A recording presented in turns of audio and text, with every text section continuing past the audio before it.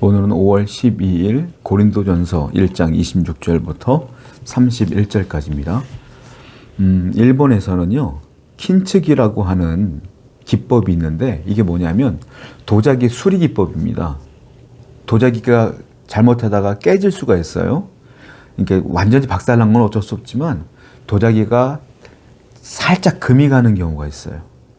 그러면 킨츠기 기법으로 이 도자기를 깨트리지 않고 수리한다고 그래요.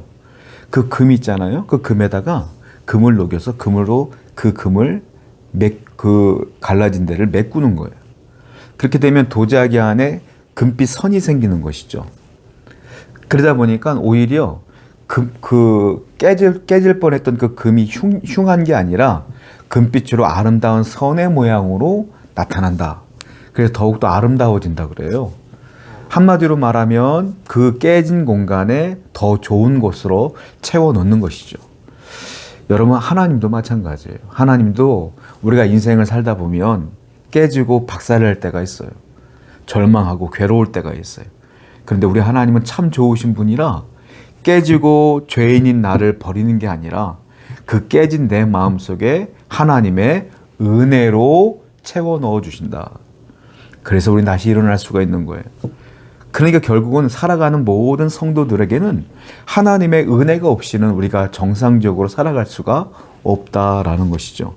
그 은혜를 오늘 바울은 얘기하고 있는데요. 먼저 26절 읽어볼게요. 형제들아, 너희를 부르심을 보라.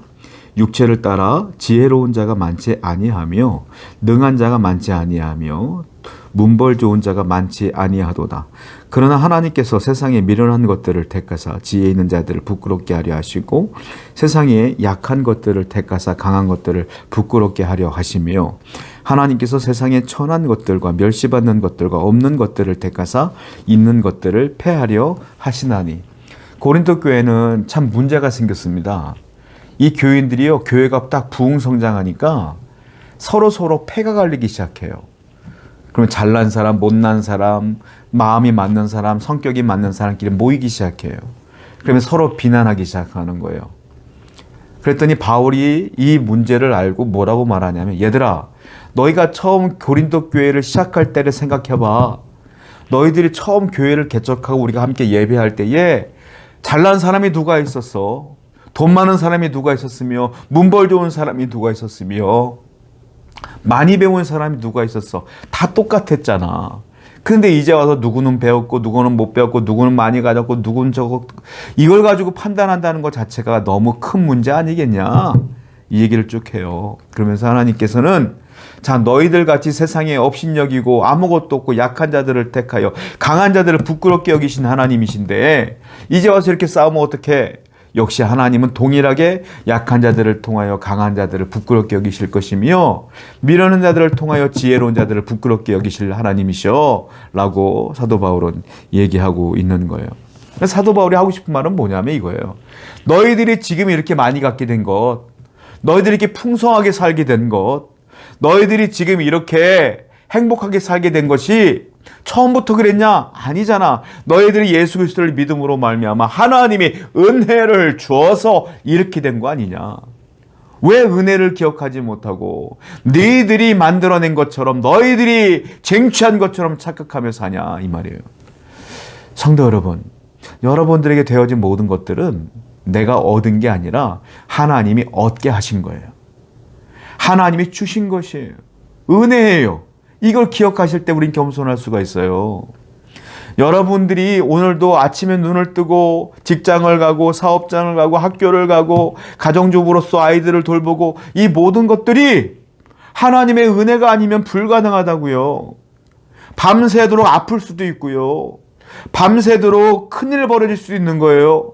그런데 하나님이 여러분들을 돌보셨기 때문에 이게 가능한 거 아니에요? 그리고 내가 갈 직장도 있는 것도, 사업장이 있는 것도, 가정이 있는 것도, 아이가 있는 것도 다 하나님의 은혜가 아니고서는 이게 가능하다는 거예요. 병원 한번 가보십시오. 얼마나 많은 사람들이 누워있는지 몰라요. 그런데 내가 건강하게 아이들을 돌볼 수 있고 직장 생활할 수 있고 내가 사업할 수 있고 학교 갈 수 있고 이 모든 것들이 다 하나님의 은혜가 아니고서는 불가능하다. 그러므로 우리는 은혜를 늘 기억하는 여러분 되어야 될 줄로 믿습니다. 29절.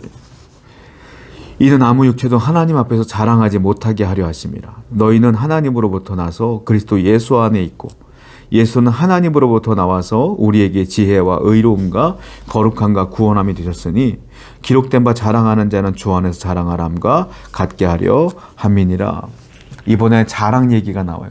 너희들이 뭘 그렇게 잘나서 자랑하냐 이거죠. 다 뭐 많이 가졌다, 많이 배웠다, 나는 뭐 잘 된다, 이런 것들을 자랑하는 것 아무것도 아니다. 여러분, 사람을 자랑해 보세요. 내 인생을 자랑해 보세요. 나중에 허무해져요. 허망해져요.